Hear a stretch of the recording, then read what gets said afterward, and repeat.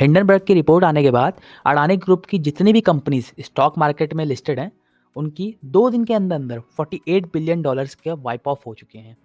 और ये चीज़ देखेंगे आप टाइम्स ऑफ इंडिया के आर्टिकल में भी कवर करी गई है कि गौतम अडानी ने 4.17 लाख करोड़ रुपए का 2 दिन के अंदर-अंदर लॉस रिपोर्ट करा हुआ है क्योंकि उनके स्टॉक्स गिर गए थे।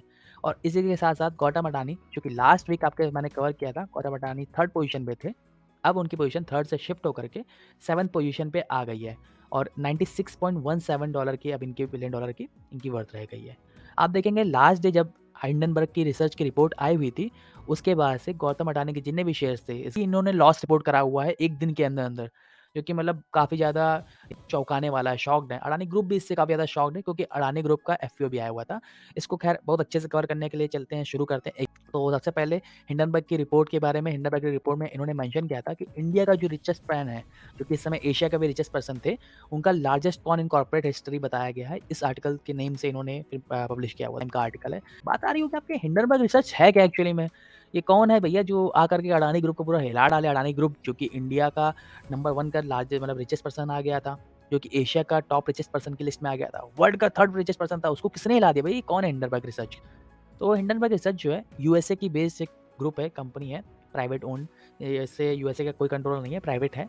ये कंपनी एक्चुअली में शॉर्ट सेलिंग करके कमाती है रुपए और इस कंपनी में नंबर ऑफ एम्प्लॉइज़ 2020 के अकॉर्डिंग 5 लोग थे केवल। आप सोच रहे होंगे ये शॉर्ट सेलिंग करके कमाते हैं, शॉर्ट सेलिंग क्या है? तो चलिए पता करते हैं शॉर्ट सेलिंग क्या है। आप ट्रेडिंग की दुनिया में आप देखेंगे तो 2 चीज़ें होती हैं, एक होता है लॉन्ग, एक होता है शॉर्ट।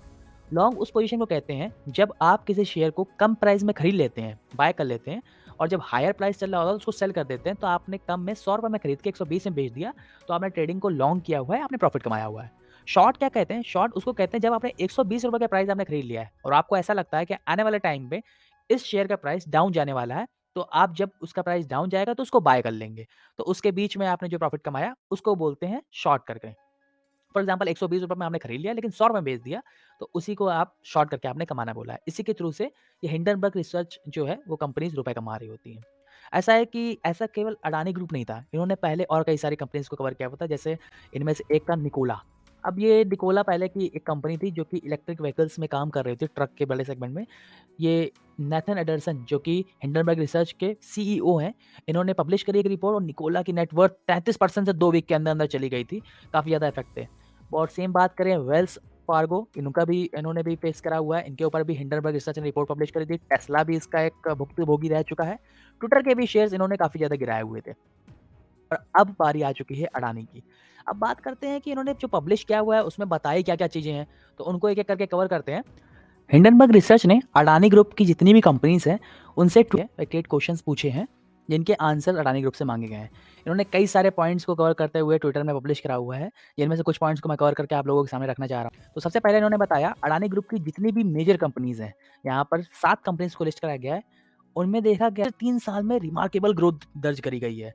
1398% की ग्रोथ अडानी एंटरप्राइज़ में, अडानी टोटल गैस में 2121% की, 2000% की ग्रोथ, 900% की ग्रोथ। मतलब आप देख रहे हैं कि ये आउटस्टैंडिंग ऐसी परफॉर्मेंस बिना किसी मैनिपुलेशन के तो आ ही नहीं सकती। पिछले 1 साल में भी आप देखेंगे, तो सब में काफ़ी अच्छा परसेंटेज ग्रोथ देखी गई है। बाकी आप ओवरऑल देखेंगे मार्केट के स्टॉक मार्केट तो उतनी अच्छी नहीं परफॉर्म करी है, बट अडानी के स्टॉक्स काफ़ी ज़्यादा परफॉर्म करे हुए हैं।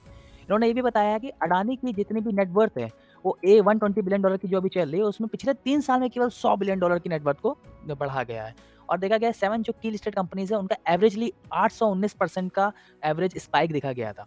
और फिर इसके बाद इन्होंने कवर किया अडानी ग्रुप की कंपनीज़ का पीई रेशियो और बाकी सारे factors. Price to earning ratio के पहले मैं बताना चाहूँगा, किसी कंपनी का क्या प्राइस है और कितना वो अर्न करके देती है। फॉर एग्ज़ाम्पल अगर एक कंपनी का प्राइस ₹100 चल रहा है स्टॉक मार्केट में और वो हर साल ₹20 कमा के देती है, तो उसका प्राइस टू अर्निंग रेशियो 5 का चल रहा है।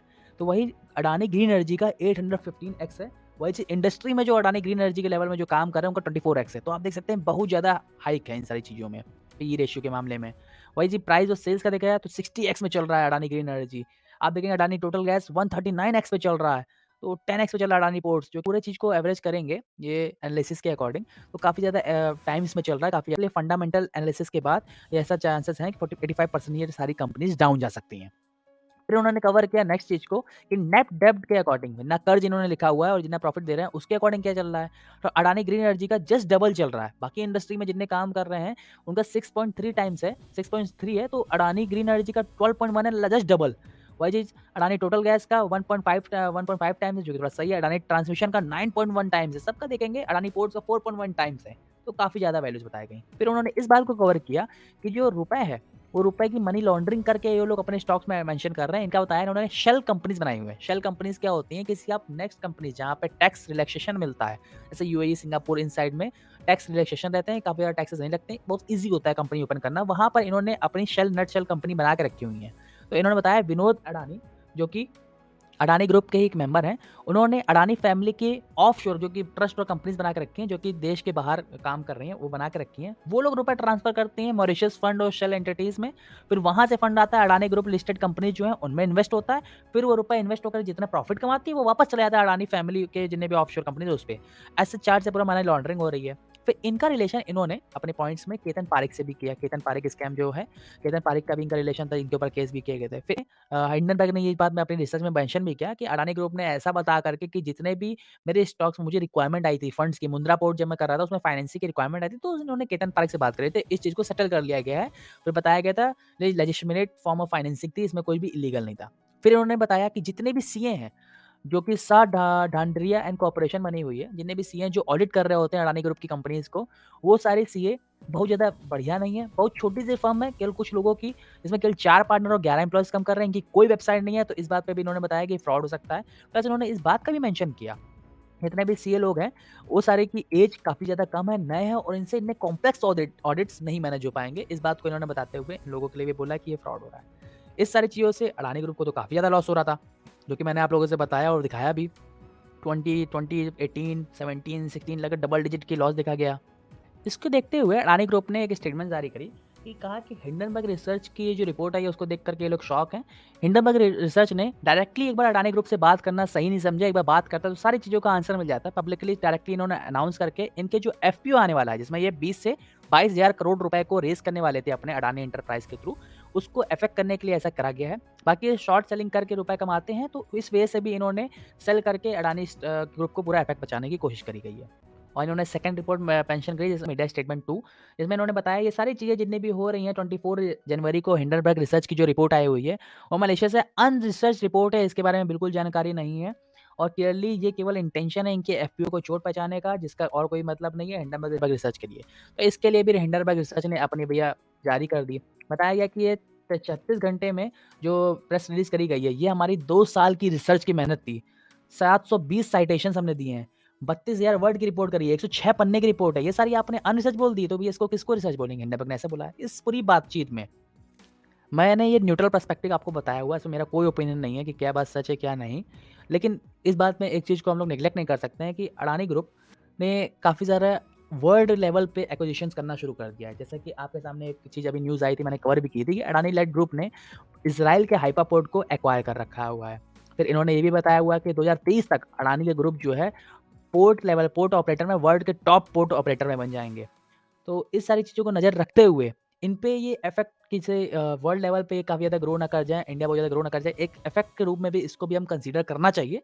हो सकता है इसके लिए हो, मैं ये नहीं कह रहा हूँ कि डायरेक्टली इन्होंने हिंडनबर्ग रिसर्च ने इसके लिए ही करा है। लेकिन इस पॉइंट को भी ध्यान रखते हुए रेपुटेशन पे क्वेश्चन उठाना, क्योंकि आप वर्ल्ड लेवल पे जब डील करेंगे तो पूरे वर्ल्ड लेवल पे जितनी कंपनीज़ हैं, वो सब आप पे क्वेश्चन उठा सकती हैं। आप उस लेवल पे डील करने के लिए टाटा ग्रुप को ग्रो करना है तो इनसे टैकल करना पड़ेगा, बाकी सारी चीज़ों को मैनेज करना पड़ेगा।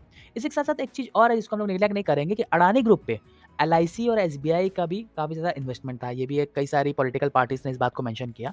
तो ये आपको बताना चाहूँगा, एलआईसी ने 27,300 करोड़ रुपए का प्रॉफ़िट कमाया हुआ है, अभी भी लॉस जाने के बाद भी। ये आप देख सकते हैं कि पूरी चीज़ जो बताई गई थी कि जब रुपए लगाए थे अडानी ग्रुप के अंदर एलआईसी ने, तो 28,400 करोड़ रुपए लगाए थे और क्रैश के पहले 72,200 करोड़ रुपए हो चुके थे।